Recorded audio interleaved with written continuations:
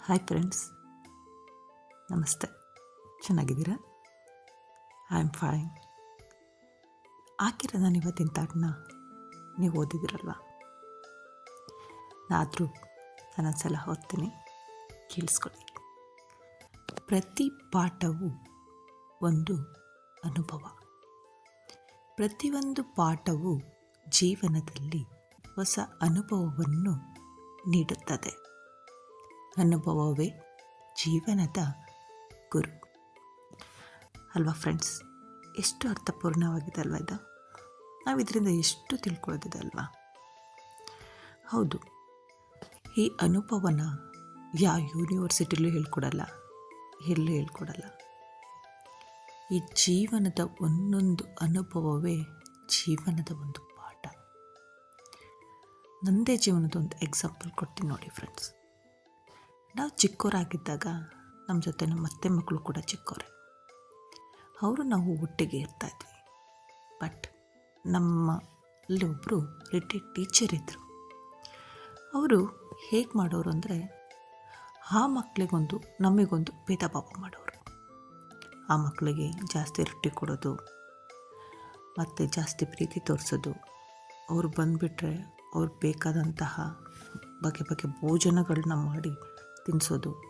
ಅವರು ಒಳ್ಳೊಳ್ಳೆ ಸ್ಕೂಲಲ್ಲಿ ಓದ್ತಾಯಿದ್ರು, ನಾವೆಲ್ಲ ಗೌರ್ನಮೆಂಟ್ ಸ್ಕೂಲಲ್ಲಿ ಓದ್ತಾಯಿದ್ವಿ. ನೋಡು ಅವ್ರು ಎಷ್ಟು ಚೆನ್ನಾಗಿ ಓದ್ತಾ ಇದ್ದಾರೆ, ABCD ಅವ್ರಿಗೆ ಅಷ್ಟು ನೀಟಾಗಿ ಹೇಳ್ತಾನೆ, ಲೆಕ್ಕ ಅಷ್ಟು ನೀಟಾಗಿ ಮಾಡ್ತಾನೆ ಅನ್ನೋರು. ನಾವು ಅವ್ರನ್ನ ನೋಡಿಕೊಂಡು ಚಿಕ್ಕರಲ್ಲಿ ನಮಗೇನು ಗೊತ್ತಾಗುತ್ತೆ ಫ್ರೆಂಡ್ಸ್? ನೋಡುವು, ಹೌದಲ್ವಾ ಅಂದ್ಕೊಳ್ಳುವು. ಆದರೆ ಅವರಿಗೂ ನಮಗೂ ತುಂಬಾ ಭೇದ ಮಾಡೋರು ಫ್ರೆಂಡ್ಸ್. ಅವರು ಆಟಾಡೋಕ್ಕೆ ಹೋದರೆ ನಾವು ಕೆಲಸ ಮಾಡಬೇಕಿತ್ತು. ಅಷ್ಟು ಚಿಕ್ಕ ವಯಸ್ಸಿನಲ್ಲೇ ಪಾತ್ರೆ ತೊಳಿಬೇಕಿತ್ತು, ಕಸ ಗುಡಿಸ್ಬೇಕಿತ್ತು, ಹಸು ನೀರು ಕುಡಿಸ್ಬೇಕಿತ್ತು, ಎಲ್ಲವನ್ನೂ ಮಾಡಬೇಕಿತ್ತು. ಅವ್ರ ಮೇಲೆ ಕೂತ್ಕೊಂಡ್ರೆ ನಾವು ಕೆಳಗೆ ಕೂತ್ಕೋಬೇಕಿತ್ತು. ಅವ್ರಿಗೊಂದು ಬಿಸ್ಕತ್ ಜಾಸ್ತಿ ಕೊಟ್ಟರೆ ನಮಗೆ ಅರ್ಧ ಬಿಸ್ಕತ್ ಕೊಡೋರು. ನಾವು ನಮಗಾಗಿ ತಿನ್ನೋ ಆಸೆ, ಆದರೆ ಕೊಡೋರೇ ಇರಲಿಲ್ಲ.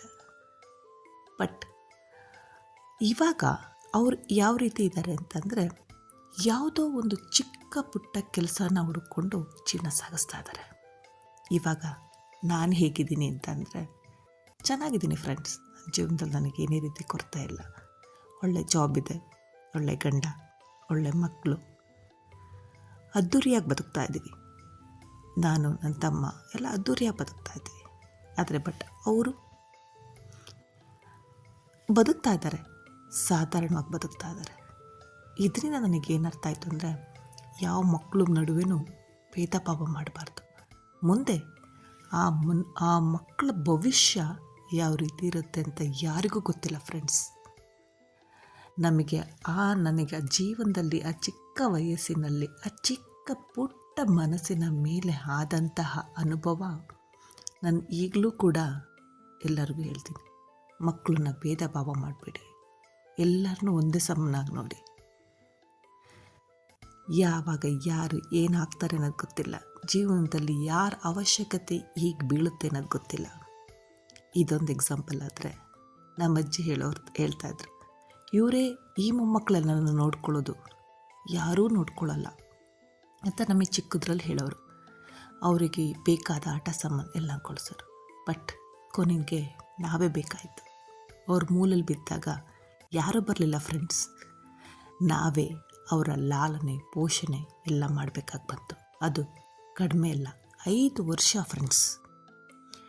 ಅವರು ಬೆಡ್ ರಿಡನ್ ಆದರು. ನಾವು ಕಾಲೇಜಿಗೆ ಹೋಗ್ತಾ ಅವ್ರಿಗೆ ಬೇಕಾದ ಊಟ ತಿಂಡಿ ಮಾಡಿಕೊಟ್ಟು, ಅವರು ಬೆಡ್ ರಿಡನ್ ಆಗಿದ್ದಾಗ ಎಲ್ಲ ಕ್ಲೀನ್ ಮಾಡಿ ಎಲ್ಲ ಕೂಡ ನಾವೇ ಮಾಡ್ತಾಯಿದ್ದು. ಹಾಗೆ ಯಾವ ಮೊಮ್ಮಕ್ಕಳು ಬರಲಿಲ್ಲ. ಅವ್ರು ಇಷ್ಟಪಡ್ತಿದ್ದ ಪ್ರೀತಿ ಮಾಡ್ತಿದ್ದಂತಹ ಯಾವ ಮೊಮ್ಮಕ್ಕಳು ಬರಲಿಲ್ಲ. ಕೊನೆಗೆ ಬೇಕಾದವರು ನಾವೇನೆ. ಹಾಗೆ ಬೇಡ ಅಂತ ಬಿಸಾಕಿದ ವಸ್ತು ಕೂಡ ಜೀವನದಲ್ಲಿ ಬೇಕಾಗುತ್ತೆ. ದಯವಿಟ್ಟು ಜೀವನದಲ್ಲಿ ಯಾರನ್ನೂ ಕೂಡ ಕೀಳಾಗಿ ಕಾಣಬೇಡಿ ಫ್ರೆಂಡ್ಸ್. ಅವ್ರು ಕೆಲಸ ಮಾಡೋ ಬೇರೆ ರೀತಿ ಇರ್ಬೋದು, ಬೇರೆದಾಗಿರ್ಬೋದು. ಬಟ್ ಎಲ್ಲ ವ್ಯಕ್ತಿಗೂ ತನ್ನದೇ ಆದಂಥ ಬೆಲೆ ಇರುತ್ತೆ. ಇದು ನನ್ನ ಜೀವನದಲ್ಲಾದಂತಹ ದೊಡ್ಡ ಅನುಭವ ಫ್ರೆಂಡ್ಸ್. ಚಿಕ್ಕ ಎಳೆ ಮನಸ್ಸಲ್ಲಿ ಹಾಗಿದ್ದು ಅಳಿಸೋಗಲ್ಲ ಅಂತಾರಲ್ಲ, ಆ ರೀತಿ ನನಗಾಗಿದ್ದಂತಹ ಪಾಠ ಅಷ್ಟು ದೊಡ್ಡದು. ಅದಕ್ಕೋಸ್ಕರ ನಾನೀಗ ಯಾರನ್ನ ಕಂಡ್ರು ನಾನು ಹೇಳೋದಿಷ್ಟೆ, ಮಕ್ಕಳಲ್ಲಿ ಭೇದ ಭಾವ ಮಾಡಬೇಡಿ, ವೃತ್ತಿಲಿ ಭೇದ ಭಾವ ಮಾಡಬೇಡಿ, ಮತ್ತು ಆ ವ್ಯಕ್ತಿ ನೋಡಿ ಭೇದ ಭಾವ ಮಾಡಬೇಡಿ. ಯಾವಾಗ ಯಾವ ವ್ಯಕ್ತಿ ಹೇಗೆ ಬದಲಾಗ್ತಾನೋ, ಅವನ ಅವಶ್ಯಕತೆ ನಮಗೆ ಯಾವಾಗ ಹೇಗೆ ಬೇಕಾಗುತ್ತದೋ ಅನ್ನೋದು ಗೊತ್ತಾಗೋದಿಲ್ಲ. Thank you friends, thank you watching.